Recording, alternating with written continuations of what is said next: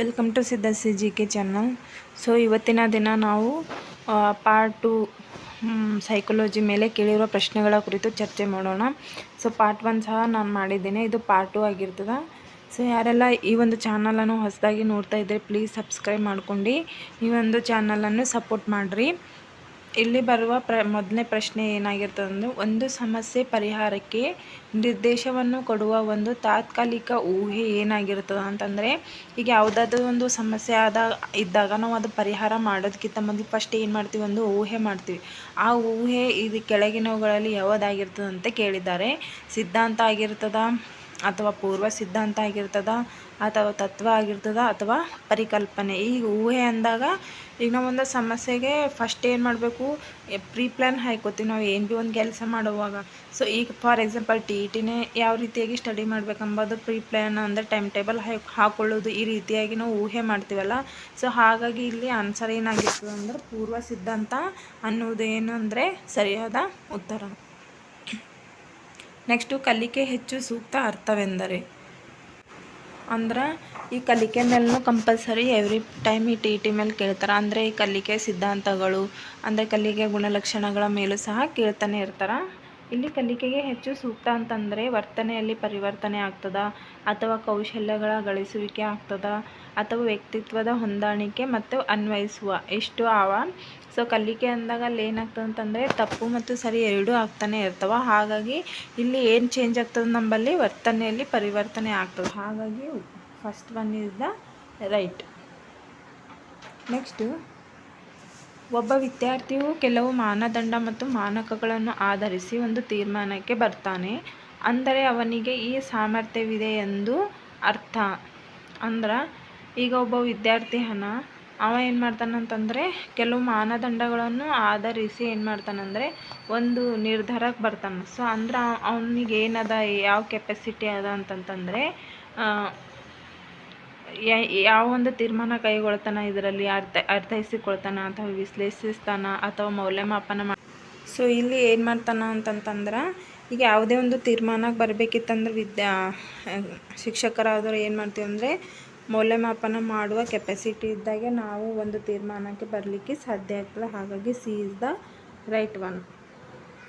Next ನೋಡ್ರಿ, ಈ ಕೆಳಗಿನವುಗಳಲ್ಲಿ ಯಾವುದು ಮನೋವೈಜ್ಞಾನಿಕ ವಿಧಾನ ಅವಲ್ಲ ಅಂತ ಕೇಳಿದ್ದಾರೆ. ಸೊ ಈ ಒಂದು ವಿಧಾನಗಳ ಕುರಿತು ಸಹ ಎಲ್ರಿಗೂ ಗೊತ್ತೇ ಇರ್ತದೆ. ಸೊ ನಾನು ಸಹ ಈ ಕ್ಲಾಸ್ಗಳೆಲ್ಲ ಸಹ ಮಾಡಿದ್ದೇನೆ. ನಿಮ್ಗೆ ಇಷ್ಟ ಇದ್ದರೆ ಎಲ್ಲ ಕ್ಲಾಸ್ಗಳನ್ನು ಸಹ ನೋಡಿರಿ. ನಿಮ್ಗೆ ಇಷ್ಟ ಆದರೆ ಸಬ್ಸ್ಕ್ರೈಬ್ ಮಾಡ್ಕೊರಿ. ನೆಕ್ಸ್ಟ್, ಇದು ಯಾವ ಒಂದು ವಿಧಾನ ಮನೋವೈಜ್ಞಾನಿಕ ಅಲ್ಲ ಅಂದಾಗ ಇಲ್ಲಿ 4 ವಿಧಾನ ಕೊಟ್ಟಿದ್ದಾರೆ: ಅನುಗಮನ, ನಿಗಮನ, ಮತ್ತು ಸಮಸ್ಯೆ ಪರಿಹಾರ, ಮತ್ತು ಚರ್ಚಾ ವಿಧಾನ. ಸೊ ಯಾವ ಮನೋವೈಜ್ಞಾನಿಕ ಅಲ್ಲ ಅಂತಂದರೆ ಇದು ನಿಗಮನ ಆಗಿರ್ತದೆ. ಉಳಿದಿವೆಲ್ಲ ಏನಂತಂದರೆ ಅಲ್ಲಿ ಮಗು ಕೇಂದ್ರಿತ ಆಗಿರ್ತದೆ. ಬಟ್ ನಿಗಮನ ಅಂದು ಇಲ್ಲಿ ಏನಾಗಿರ್ತದೆ ಅಂತಂದರೆ ನಿಯಮದಿಂದ ಉದಾಹರಣೆ ಕಡೆಗೆ ಹೋಗ್ತಿರ್ತದೆ. ಅಂತಂದರೆ ಇಲ್ಲಿ ಯಾವುದೇ ಒಂದು ಚಟುವಟಿಕೆಗೆ ಹೆಚ್ಚು ಸೂಕ್ತ ಆಗಂಗಿಲ್ಲ. ಹಾಗಾಗಿ ಇದು ಮನೋವೈಜ್ಞಾನಿಕ ಅಲ್ಲ ಅಂತ ಹೇಳ್ಬೋದು.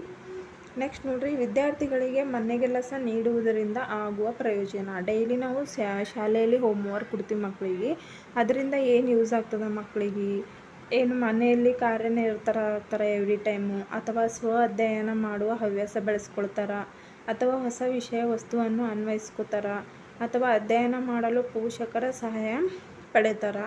ಸೊ ಈಗ ನಮ್ಗೆ ಪೋಷಕರು ಸಹಾಯ ಮಾಡೋದ್ರಿಂದ ಅವ್ರಿಗೆ ಏನು ಭೀ ಯೂಸ್ ಆಗಂಗಿಲ್ಲ. ಮತ್ತು ಅವರು ಎವ್ರಿ ಟೈಮ್ ಬ್ಯುಸಿ ಇರ್ತಾರೆ ಅಂತೇಳಿ ಕೊಡುವುದರಿಂದ ಅದು ಏನು ಭೀ ಯೂಸ್ ಆಗಂಗಿಲ್ಲ.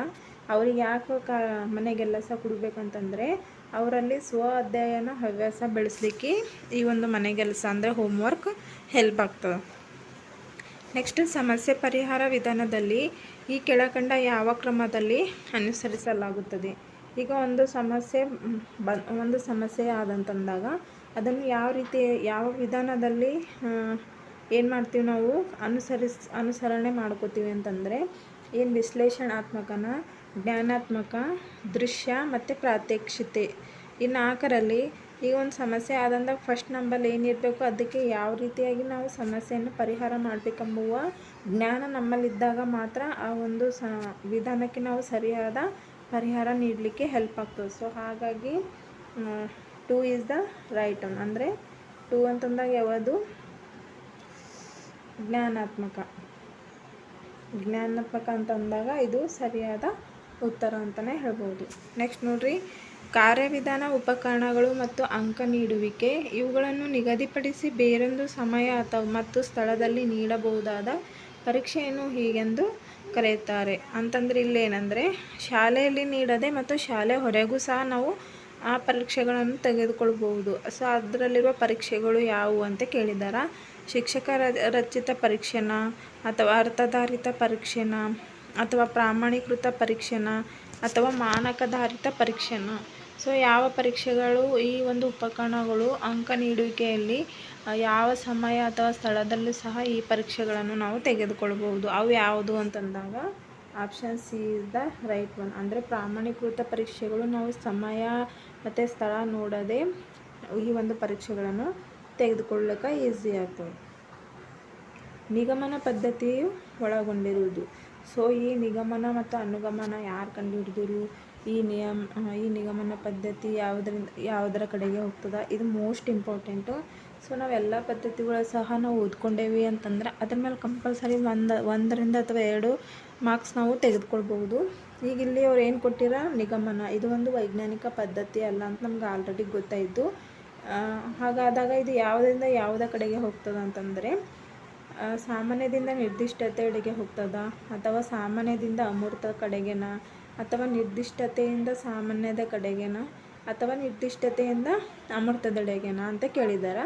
ಇಲ್ಲೂ ನಿಗಮನ ಅನ್ನೋದು ನಿಯಮದಿಂದ ಉದಾಹರಣೆ ಕಡೆಗೆ ಹೋಗ್ತದಲ್ಲ. ಸೊ ಹಾಗಾಗಿ ಇದು ಸಾಮಾನ್ಯದಿಂದ ನಿರ್ದಿಷ್ಟತೆಯೆಡೆಗೆ ಹೋಗ್ತದೆ ಹೊರತು ನಿರ್ದಿಷ್ಟದಿಂದ ಸಾಮಾನ್ಯಗೆ ಹೋಗಂಗಿಲ್ಲ. ಹಾಗಾಗಿ first one is the right one. ಅದೇ ರೀತಿ ಅನುಗಮನ ಕೊಟ್ಟಿರಂದ್ರೆ ಇದ್ರದ್ದು ಅಪೋಸಿಟ್, ಅಂದರೆ ನಿರ್ದಿಷ್ಟದಿಂದ ಸಾಮಾನ್ಯ ಕಡೆಗೆ ಸೆಳೀತದಂತ ಹೇಳ್ಬೋದು. ಹಾಗಾಗಿ first one is right. Next ನೋಡ್ರಿ, ಪಠ್ಯಕ್ರಮ ಈ ಬಗ್ಗೆ ಬೆಳಕು ಚೆಲ್ಲುತ್ತದೆ. ಅಂದರೆ ಈಗ ಪಠ್ಯಕ್ರಮ ಅಂತಂದರೆ ಸಿಲೆಬಸ್ ಯಾವುದನ್ನು ಹೆಚ್ಚು ಒತ್ತು ಕೊಡುತ್ತದೆ ಅಂತಂದರೆ ಪಠ್ಯಭಾಗನ ಅಥವಾ ಚಟುವಟಿಕೆಗಳನ್ನ, ಅಥವಾ ಪಠ್ಯಭಾಗ ಮತ್ತು ಚಟುವಟಿಕೆಗಳು, ಪಠ್ಯಭಾಗ ಅಥವಾ ಚಟುವಟಿಕೆಗಳು. ಇಲ್ಲಿ ಮತ್ತು ಅಥವಾ ಅಂದಾಗ ಯಾವುದಾದ್ರೂ ಒಂದೇ ಇರ್ತದೆ, ಮತ್ತು ಅಂದಾಗ 2 ಅಂತ ತೊಗೋಬೋದು. ಈ ಪಠ್ಯಕ್ರಮ ಅನ್ನುವುದು ಪಠ್ಯಭಾಗ ಮತ್ತು ಚಟುವಟಿಕೆ 2 ಕೂಡ ಒಳಗೊಂಡಿರ್ತದೆ. ಹಾಗಾಗಿ ಸಿ ಇಸ್ ದ ರೈಟ್ ಆಗಿರ್ತದೆ. ನೆಕ್ಸ್ಟು, ತರಗತಿಯಲ್ಲಿ ಹೆಚ್ಚು ವಿದ್ಯಾರ್ಥಿಗಳು ನಿಧಾನಗತಿಯ ಕಲಿಕೆದಾರರಾಗಿದ್ದಲ್ಲಿ ಶಿಕ್ಷಕರು ಹೀಗೆ ಮಾಡಬೇಕಾಗುತ್ತದೆ. ಈಗ ನಾವೊಂದು ತರಗತಿಗೆ ಹೋದಾಗ ಅಲ್ಲಿ ನಿಧಾನಗತಿದವರು ಇರ್ತಾರೆ, ಪ್ರತಿಭಾವಂತರು ಇರ್ತಾರೆ, ಬುದ್ಧಿಶಕ್ತಿ ಉಳ್ಳವರಾಗಿರ್ತಾರೆ, ಮತ್ತು ಸೃಜನಶೀಲ ಉಳ್ಳವರು ಕೂಡ ಆಗಿರ್ತಾರೆ. ಸೊ ಹಾಗಿದ್ದಾಗ ಇಲ್ಲಿ ನಿಧಾನಗತಿಯ ಮಕ್ಕಳು ಇದ್ದಾಗ ನಾವು ಏನು ಮಾಡಬೇಕು ಅವರಿಗೆ ಅಂದರೆ, ಏನು ಶಿಕ್ಷಕರ ಬೋಧನೆ ಬಗ್ಗೆನೇ ಗಮನ ಹರಿಸ್ಬೇಕಾ, ಅಥವಾ ಅವರಿಗೆ ನಿಧಾನಗತಿಯಲ್ಲಿ ಬೋಧಿಸಬೇಕಾ, ಅಥವಾ ಮೂಲಭೂತ ಪರಿಕಲ್ಪನೆಗಳನ್ನು ಬೋಧಿಸ್ಬೇಕು ಮಕ್ಕಳಿಗೆ, ಅಥವಾ ಏನು ಹೆಚ್ಚೆಚ್ಚು ಎಕ್ಸಾಮ್ ತೊಗೋಬೇಕಾ. ಸೊ ಯಾವುದರಿಂದ ಈ ಒಂದು ನಿಧಾನಗತಿಯ ಮಕ್ಕಳಿಗೆ ಹೆಲ್ಪ್ ಆಗ್ತದೆ ಅಂತಂದಾಗ, ಸೊ ಶಿಕ್ಷಕರಾದವರು ಕೂಡ ಸ್ವಲ್ಪ ನಿಧಾನಗತಿಯಲ್ಲಿ ಬೋಧಿಸಿದಾಗ ಅವರ ಕಲಿಕೆಯಲ್ಲಿ ಬದಲಾವಣೆಯನ್ನು ನಾವು ಕಾಣ್ಬೋದು. ಸೊ ಹಾಗಾಗಿ second one is right. So ಇಲ್ಲಿವರೆಗೂ ಈ ಎಲ್ಲ ಸೈಕಾಲಜಿ ಮೇಲೆ ಕೇಳಿರೋ ಪ್ರಶ್ನೆಗಳು ನಿಮಗೆ ಇಷ್ಟವಾದಲ್ಲಿ ಪ್ಲೀಸ್ ಈ ಒಂದು ಚಾನಲನ್ನು ಸಬ್ಸ್ಕ್ರೈಬ್ ಮಾಡಿ ಸಪೋರ್ಟ್ ಮಾಡಿರಿ. ಇನ್ನೂ ಒಳ್ಳೆ ಪ್ರಶ್ನೆಗಳನ್ನು ಸಹ ನಾವು ತೆಗೆದುಕೊಂಡು ಬರ್ತೀವಿ. So thank you.